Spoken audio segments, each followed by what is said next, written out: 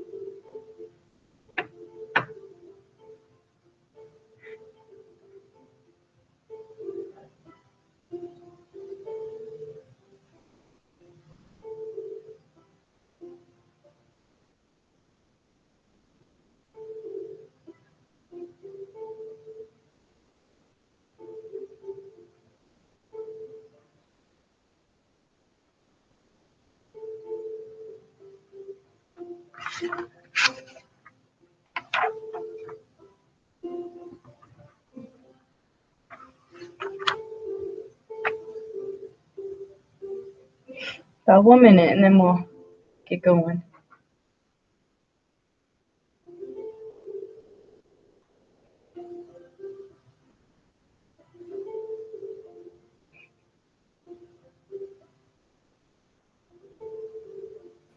Hey, Yoshi.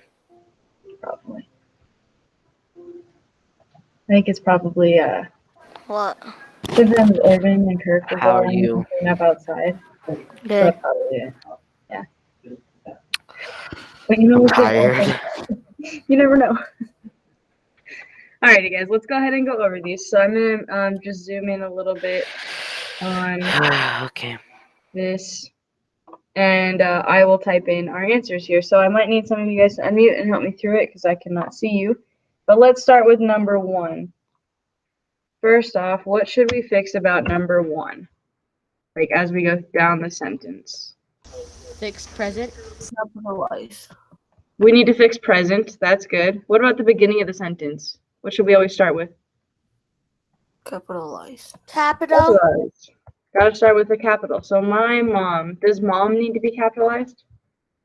No. Nope. So we'll lowercase that. So my mom gave the present, and we said we have to spell present correct. So present. To Paul and I. T-O-O. Close. It's just the T-O on this one. She's just Oh. gonna hand it to Paul and I. What's wrong with Paul? Capitalize it.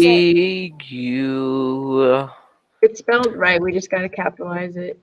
Oh, And it's P-A. I. And then what do I need to Period. do in the sentence? A period. Good. Yeah. Number 2. It weren't no surprise I knew she would do that. There's a few things wrong with that. So start with it. Oh, let me change the color. So it is correct. It's capitalized. Should we be using the word weren't? Wasn't. Yeah. I don't. Weren't isn't even a word. Right? After wasn't, it's a. Okay, yeah, just kidding. Weren't is a word, but What if not no? the right one in this sentence. So it wasn't. Oops. No surprise. A surprise. Good. It wasn't a surprise. Is surprise spelled correct? No. Nope. S-U-R-P-R-I. It wasn't a surprise. I knew she would do that. What should I put there? It's almost 2 separate sentences there. A comma. It wasn't a surprise. I knew she would do that. So A could we comma. split it into 2 sentences?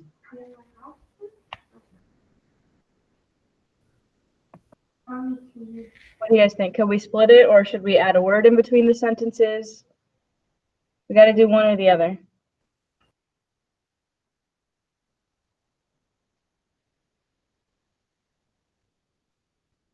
No ideas? Let's go ahead and just split it into 2 sentences. It wasn't a surprise. I knew she would do it. What's wrong with the word knew? There needs to be a K in front of it. Okay, that's the N-E-W is I bought something new. K-N-E-W is that you know something. So I knew she would. That's the wrong type of wood. That's like cedar or birch. Different types of wood. How do I spell the other one?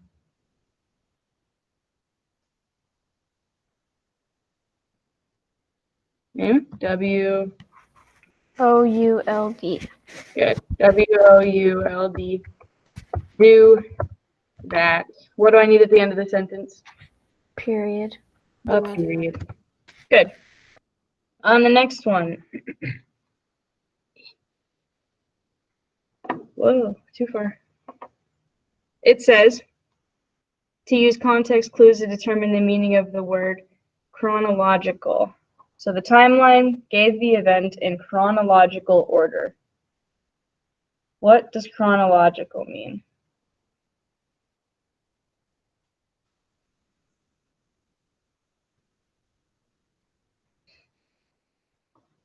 Any ideas?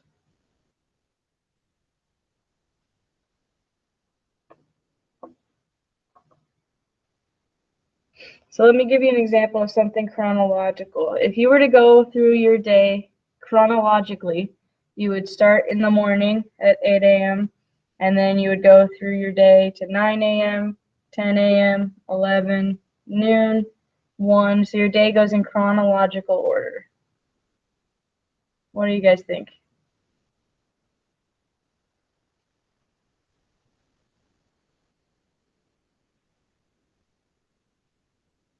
Oh, everybody's asleep this morning. In order? It is in order. Is it from beginning to end to beginning? Is it random order? What do you guys think?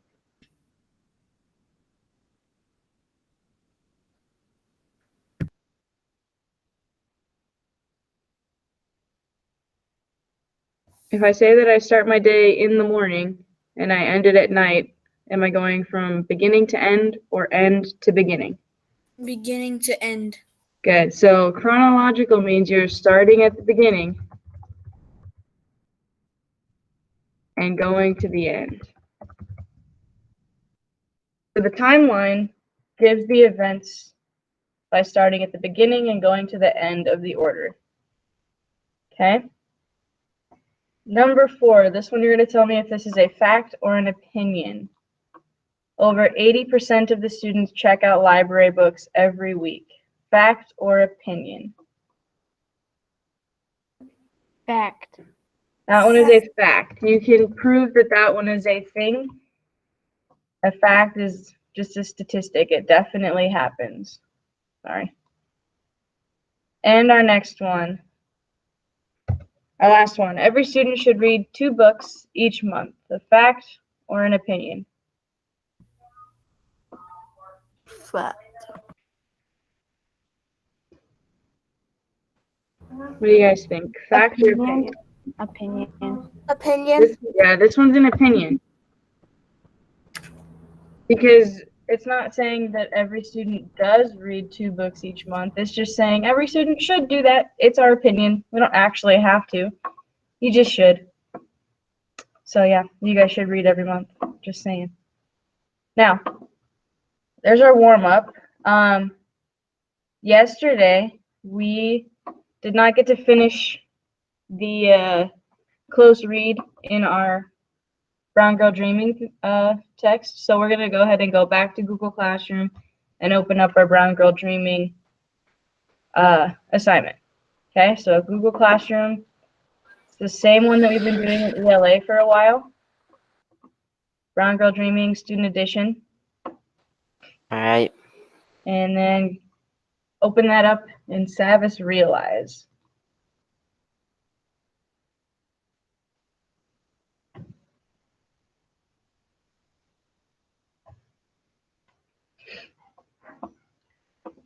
Okay, so mine opened up.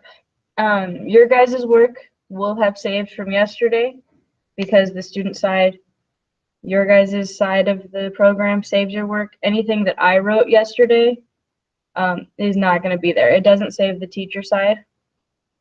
So just know that you won't see any work from me from yesterday because it just deletes it. It's just the way that the program works because it's a preview. So it always just deletes whatever we type in there. But for you guys, it will have saved. Okay, so we're going to open up Brown Girl Dreaming.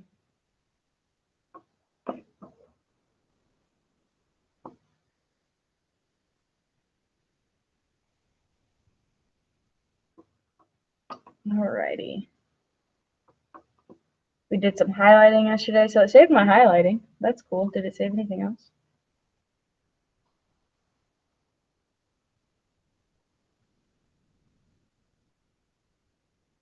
Oh, it did save my work from yesterday.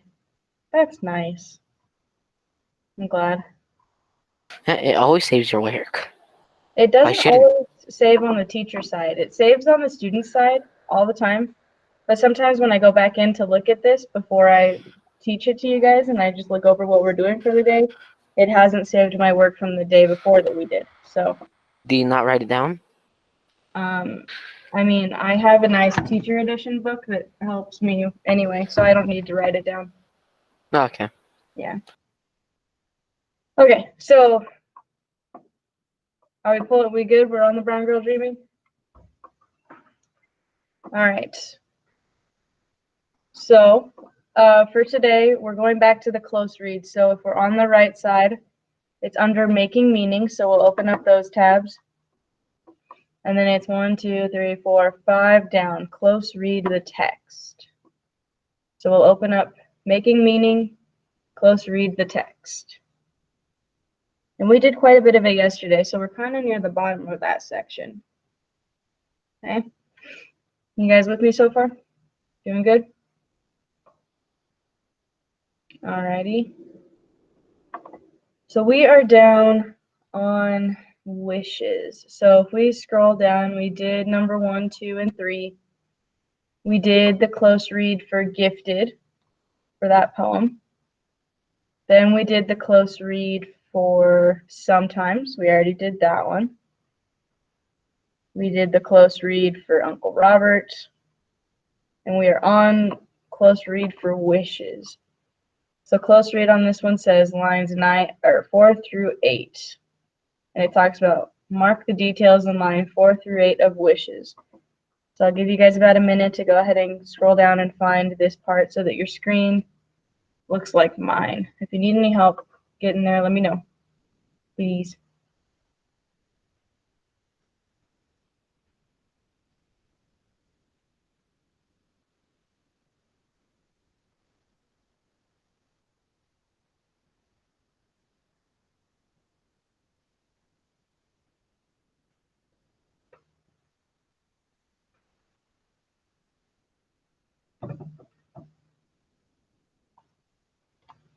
All right, are we good? Are you ready to do the last couple? Okay. So let's look at this one. For close read lines 4 through 8, it says annotate. Mark the details in lines 4 through 8 of wishes that refer to things that you can touch. Then mark other words that refer to things that you can feel or think, but you cannot touch. So we need to go in our story on the left down to wishes. So I'm going to scroll until I get to that poem. So I have another way. Gifted. Sometimes. Uncle Robert. Wishes. There we go. So I have wishes pulled up on the left so I can read that poem, and I have the questions on the right. And in this case, it's asking us to read lines 4 through 8. So lines 4 through 8 start with we chase and end with 5, 6, 7, 8. The universe hoping. Those are the lines we're going to read. Nice and short. Let's start with the first question it's asking. It says to highlight the words in wishes that refer to things that you can touch, that you can physically touch. So I'm going to read this out loud, 4 through 8, and go ahead and highlight the words that you can physically touch. So it says, we chase the feathery wishes around swings, beneath sliding boards, until we can hold them in our hands, close our eyes tight, and whisper our dream. Then set it floating out into the universe, hoping. Okay. Let's use yellow, I guess, whatever highlight color you'd like to use. What words can you physically touch? What are things in there that you can actually touch? What do you guys think? Feathery. Can you touch feathery though? You're on the right track. That is how something feels, but we can't physically touch the word feathery. Does that make sense?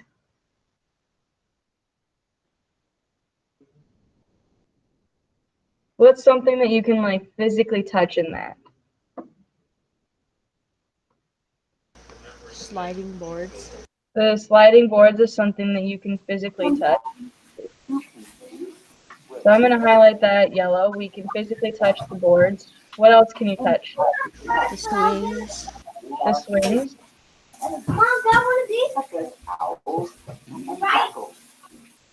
Okay.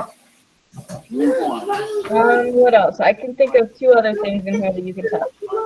The dandelions. The dandelions. Yeah, we can touch a dandelion. What else? I see some stuff in lines 6 and 7 that we can highlight. Until we can hold them in our hands, close our eyes tight, and whisper our dream.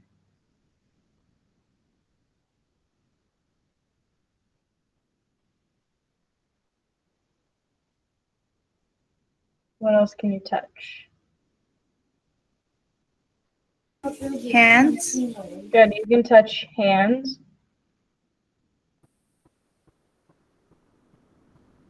And then there's one more thing. It's not something that you would normally touch because it would hurt, but Ice. yeah, Miss you Jo, can. isn't Dandelion above where we're supposed to start? Dandelion is a little bit above, but I don't know who said it, but they are correct. You can touch dandelions. So we're gonna keep that one in there. So those are the things that you can physically touch. Now we need to do the second part where it says mark other words that refer to things that you can feel or think, but you cannot physically touch. So what's in there that you can think about, but you can't physically touch it? The You universe. can touch Uncle Robert. Yeah, but that's above where we need to be. We're gonna do some lines. These lines Dreams? right here.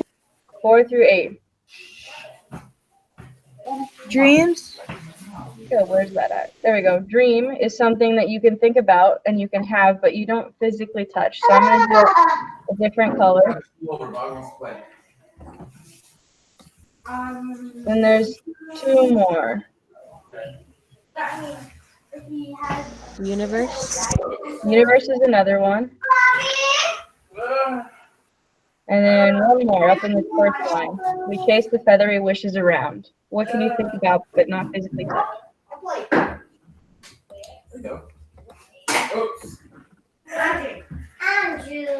Wishes. Good, wishes. Okay, so now we've marked everything up. Sorry, Charlie, I'm gonna mute you for a little bit. So now we've marked everything. We know there's things that we can physically touch and things that we can think about that are things, but we can't physically touch them. So let's go over to the right and answer the questions. Our question here says, why does the poet use different kinds of details? So why would Jacqueline Woodson, the woman who wrote this, why would she use all of these different details? What does it tell you about the story of the poems? What they did? Tells you what they're doing. So the details tell you what is happening. What else do the extra details and the different types of details give you? Think about your senses.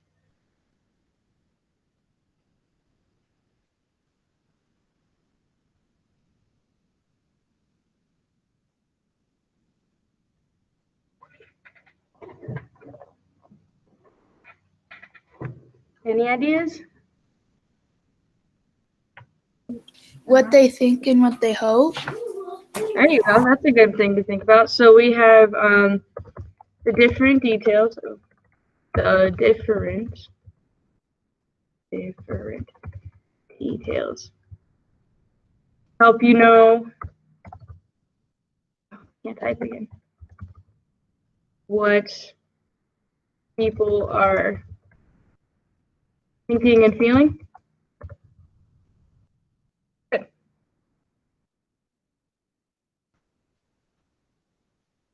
Okay, I'll give you a minute to type that out.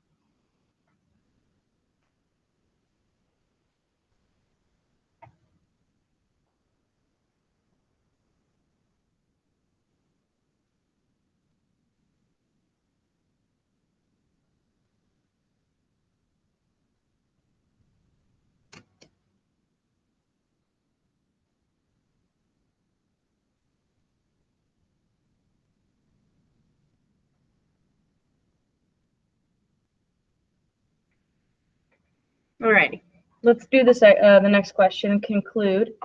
How do these details help the reader understand what wishes mean to the children?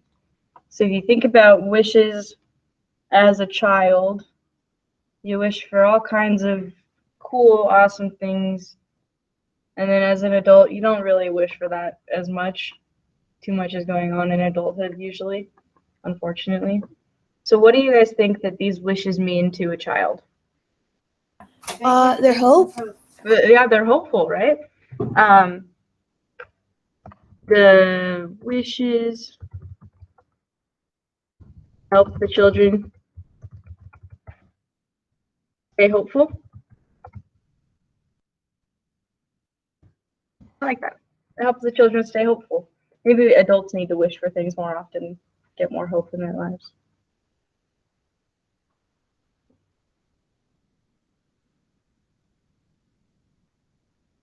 And I'll give you a minute to finish typing that out, and then we'll go to our last one.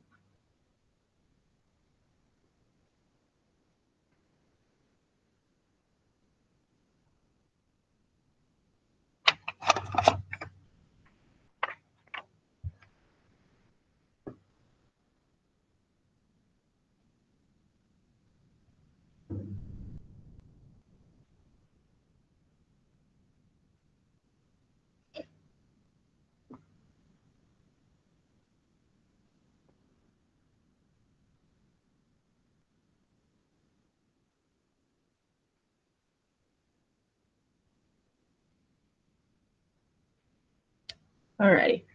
You'll still be able to see it. I'm just going to close it and scroll down a little bit. Okay, so the next one we're going to do, it's the last one in this section for close read, is go to lines 23 through 38 of Believing. So I'm going to scroll down to Believing and find line 23 through 38. It's kind of a longer section. This time when we're annotating and highlighting, it's asking us to mark words that show how the poet's mother reacts to her stories, and then mark the words that show how her uncle reacts. So we're going to mark exactly what the mother says, and then exactly what the uncle says. Remember yesterday we talked about the difference in the text and how we know when someone is talking? So how do we know when someone's talking in these poems? The words are slanted. Good. The words are slanted. They're italicized. So let's go ahead. I'm going to read through the lines first. You guys can highlight as we go if you'd like to.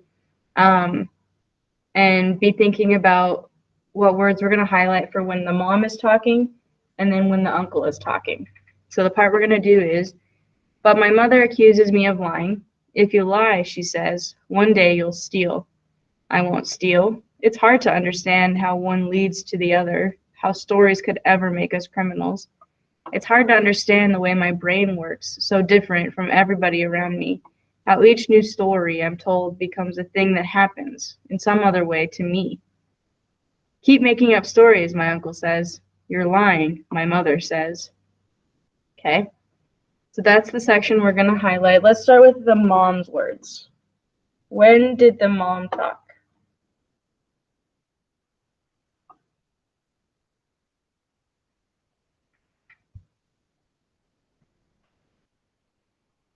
She doesn't like the stories. She doesn't like the stories. How do you know? What does she say exactly? She says if you lie, she says one day you'll steal. Good. So right up here in line 24, we have if you lie, I'm going to do it yellow. One day you'll steal. So the mom says that first. And then there's one more part where the mom talks. What else does she say?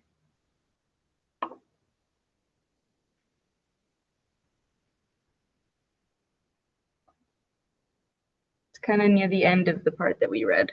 What else did she say? She says that you're lying. Mm-hmm.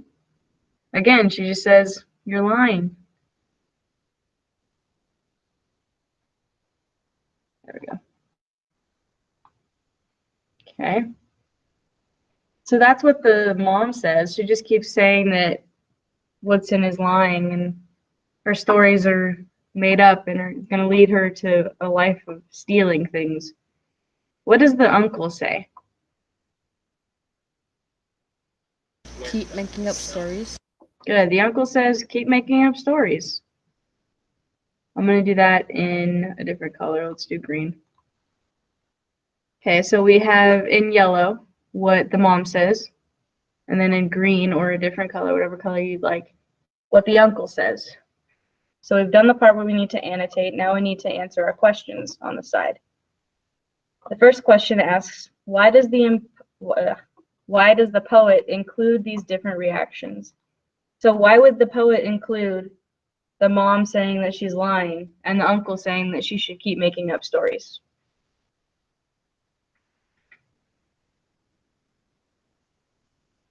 What do you guys think?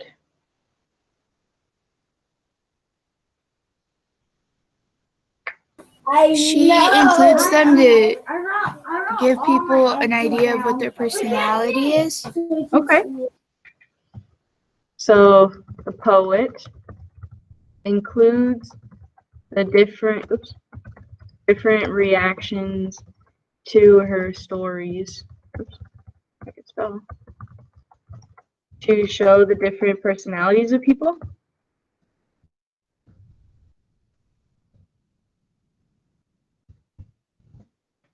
Okay, I like that. Any other reasons why she would include the two different reactions?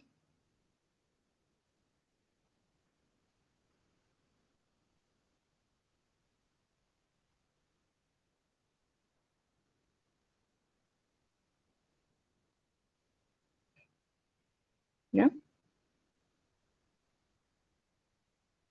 All right, let's answer the next question then. The conclude part. Do you guys need a second to finish typing what I wrote? Yeah. Okay, I'll give you a minute.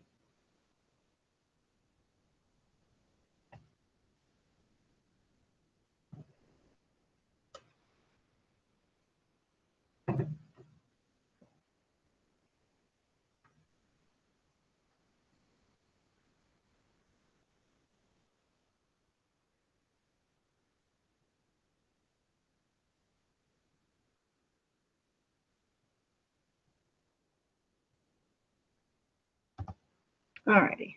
The conclude part. How does this contrast? So the mom saying, you're lying, and the uncle saying, keep making up stories. How do those different reactions help us as the reader understand what the poet is struggling with? What do you have for that one?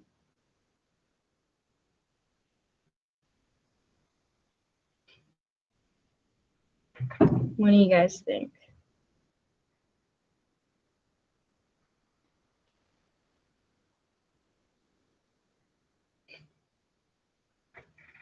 How about we start with this? What's the poet's struggle, first of all? What is she struggling with?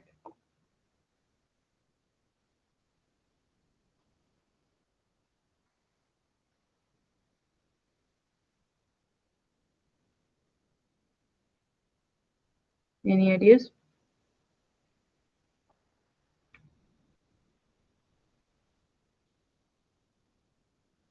No? Okay, here. Oh. Huh?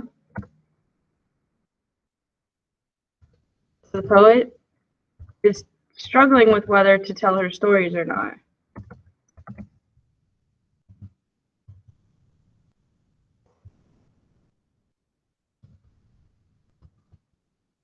Okay, so she's struggling with whether or not she needs to tell her stories, but she's got two people telling her different things. Okay, so I'll give you a second to write that one down.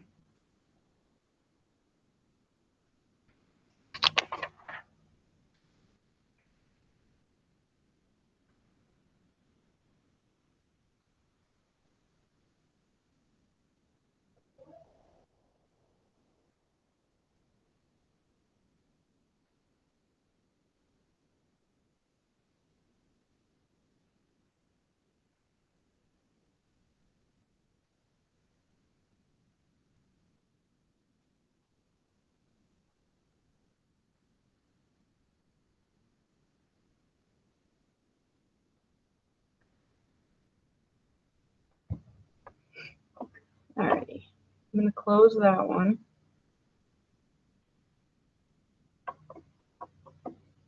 Hey, how you guys doing? Elijah, if you click like on me, whoever like you want to, and if you click on the pin button, it'll make me the biggest part of your screen, so you should be able to see it better. Hopefully. I couldn't finish the second one. Okay, I'll go back and stay there for just a minute.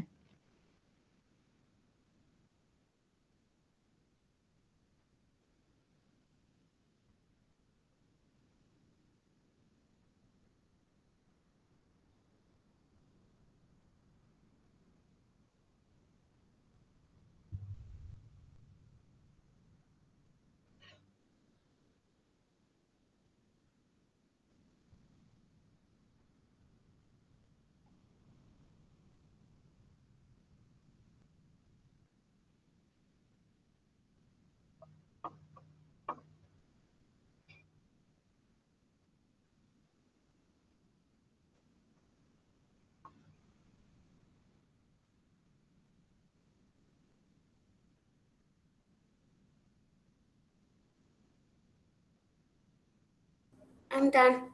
Alrighty. Are we doing good then? Ready for the next section?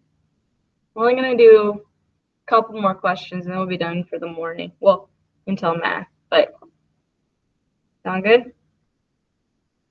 Alrighty. So underneath, so we did the whole close read. Underneath that it says analyze the text. So I'm gonna go back up to the close read part and just close it so that it's not all there. It's a lot. Oof. So it's under making meaning, and it's the 1, 2, 3, 4, 5, 6th one down. Analyze the text. There's 4 questions in there that we're going to answer. So we're going to open that one up, and we'll answer these 4 questions, somewhat together and somewhat on your own as well. Okay. Everybody see where that is? Are we good with that?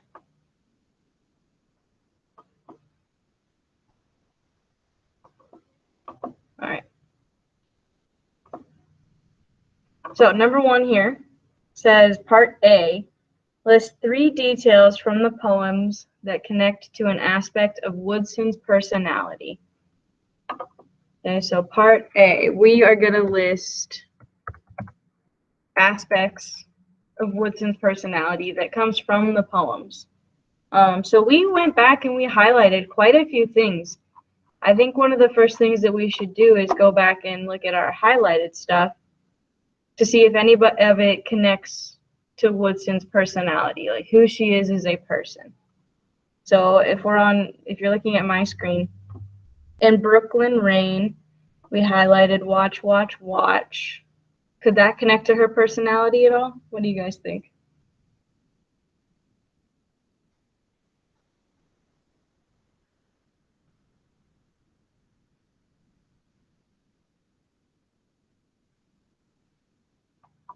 No? Not hearing anything, so I'm going to go on. There's not a whole lot there.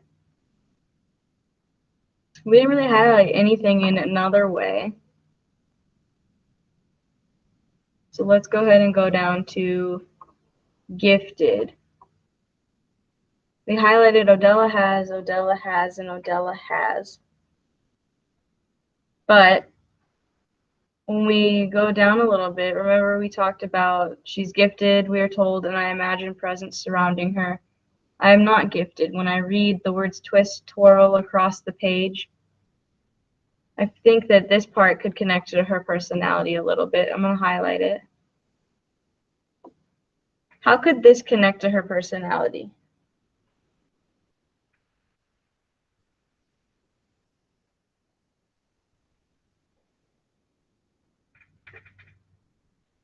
She's not focused. She's not focused. She's not gifted, right? So I'm not gifted. Connects, because we're going to answer part B as part of this. So part A is list the details. Part B is to make an inference about what these details suggest about Woodson as a child. So, I'm not gifted connects to Woodson. Does she feel smart as her sister?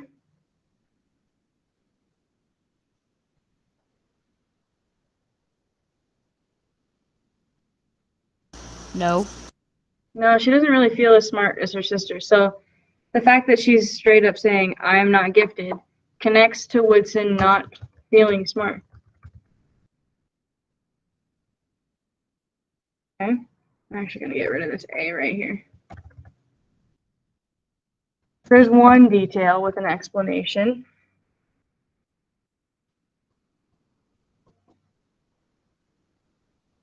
I'll let you guys write that. We need to find two more that possibly connect to her personality. After you guys are done typing, I'll give you guys like 2 minutes. See if you can scroll through and find any other quotes that might connect to who Woodson is as a person, to her personality. Just kind of scan it, look at what we highlighted. Does any of it connect to Woodson and her personality? I'll give you guys a minute to do that.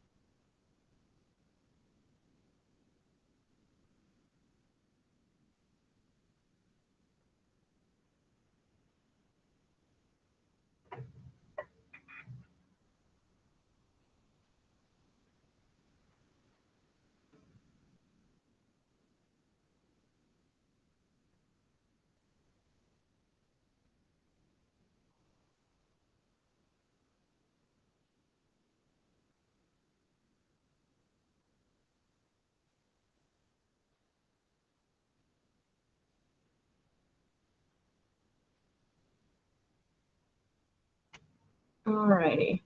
Does anybody think that they found anything that might connect to her personality? I did. Okay, Charlie, what'd you find? Okay. Sometimes I lie about my father. He died, I say, in a car wreck, or he fell off a roof, or maybe he's coming soon next week, and next week, and next week. Okay. Yeah, I'm trying to find it. It's in sometimes, right? Yep, right here. Sometimes I lie about my father.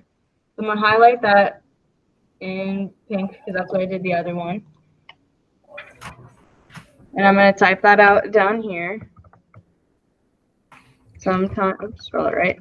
Sometimes I lie about my father. And what does that tell us about her personality? I'm like Roof, and I guess.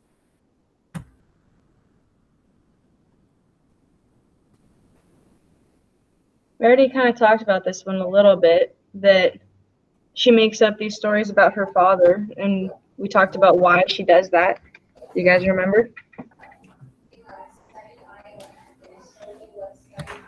Because she might feel embarrassed or jealous of other people having a father. Yeah, that's exactly what we talked about. We talked about how Woodson made these up because maybe she felt embarrassed about not having a father. So Woodson made up these lies because she might have felt embarrassed about not having a father. Good. That was a good find, Charlie. That was a good one. I'll give you guys a minute to go ahead and write that one down. And then if you have some time left over, see if you can find another one. We got one more we got to do.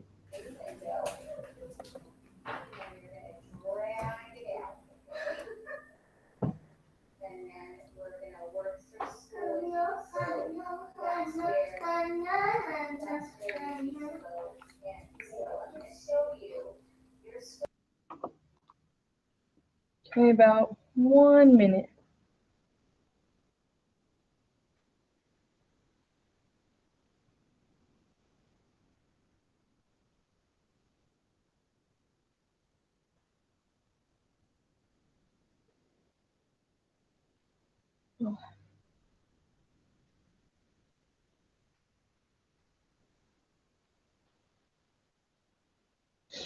Alrighty, I don't want to run out of time. So does anybody have another one that they might have found?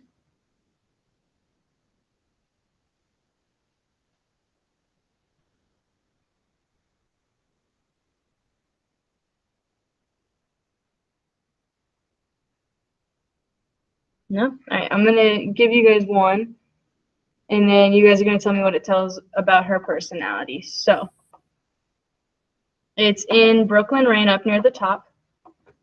It's line 13 and 14. I'm gonna highlight it pink. It says already there are stories in my head. Already color, sounds, and words.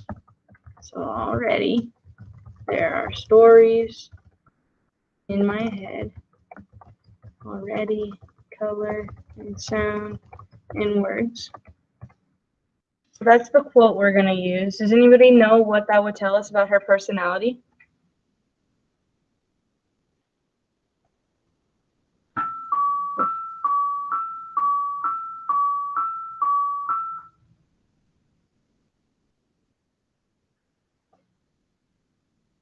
Oh, I spelled already wrong.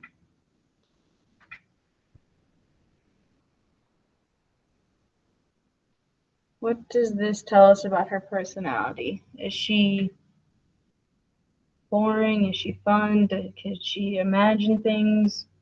Does she like to, I don't know. What does it tell us about her personality?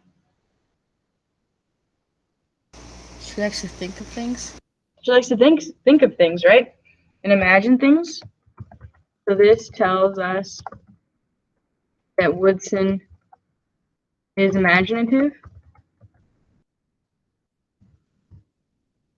and creative because she thinks of all these cool stories. I'm gonna scroll down just a little bit.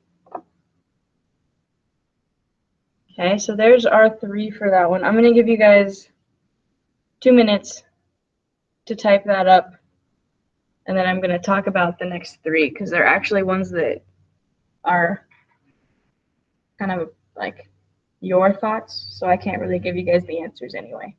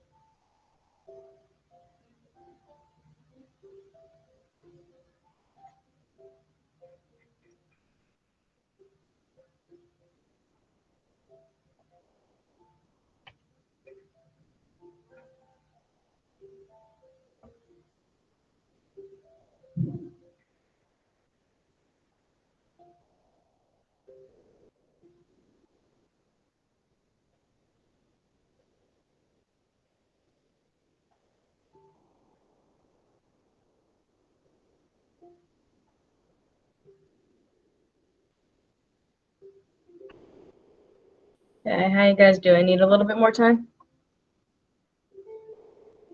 Yes. No. All right, I'll leave it up there. About 1 more minute.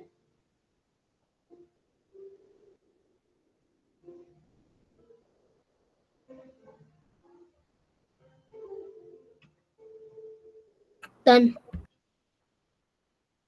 All right. Remember, I'm going to post this up later once it downloads and all that. So if you need to go back and watch different sections so that you can finish what we did together, that's totally fine. Okay, so I'm just going to close that and scroll down a little bit so we can look at the next questions. Number 2 here says, why do you think Woodson likes to make up stories so much? So this is kind of a you need to answer on your own type of question. So you're answering, let's do 2 to 3 sentences to answer the question, okay? So try to write 2 to 3 sentences about why you think Woodson likes to make up stories. Okay, we are running out of time. That's why I'm going to have you guys do these on your own. You can always stay on after the 9:30 time to finish it up while you're here and ask questions if you need help. But on that part of the notebook, you need 2 to 3 sentences to answer that question. Okay, part 3 says make a judgment. Woodson's mother worries that if Woodson lies, that one day she will steal. Do you think this is a reasonable concern? Explain your answer. So again, in that notebook, let's do 4 to 5 sentences this time. So do you, personally, do you think that because she likes to lie and make up stories, but she's really imaginative and all that stuff, that it's going to lead her to one day stealing things? Do you think that's reasonable? And then explain why or why not. Okay, so 4 to 5 sentences on that one. And then this last one, number 4, the essential question, the one that we circle back to for this whole unit. What are some of the challenges and triumphs of growing up? So based on these poems, what have you learned about the challenges and triumphs of growing up from reading this section? So based on Woodson's childhood, what have you learned about growing up? Let's do 3 to 5 sentences there. Okay, so you're just answering, what else have you learned about growing up from these poems? Because she's grown up differently than, at least she grew up differently than I did. She may have grown up differently than you are growing up. So what else are you learning about different types of childhoods? Okay. Is this making sense, the rest of what you need to do, just finishing those 3 questions? I'm going to take that as a yes. Okay, so that's what you guys need to finish today. If you weren't able to finish it up with us,